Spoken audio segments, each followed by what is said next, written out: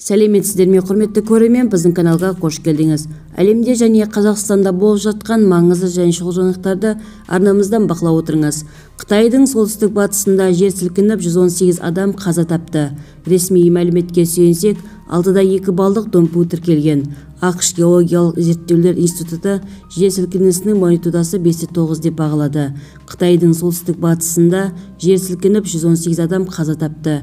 Сейсенбіге қараған түні Қытайдың солтүстік батысындағы Гансу провинциясында жер сілкініп 118 адам қаза тапты деп жазды Euronewс, елдегі мемлекеттік баққа сілтеме жасап. Жер асты дүмпулері Бейжіңнің оңтүстік батысқа қарай 1300 км жерде Цинхай провинциясымен шекаралас Гансу провинциясында тіркелді.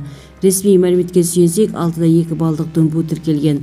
ақш геологиялық зерттеулер институты жер сілкінісінің магнитудасы 5,9 деп бағалады. Толығырақ төмендегі сайтымыздан көре аласыздар. Егер де біздің видео ұнаса, подписаться және бір ғана лайк түймесін басып кетулеріңізді сұраймыз.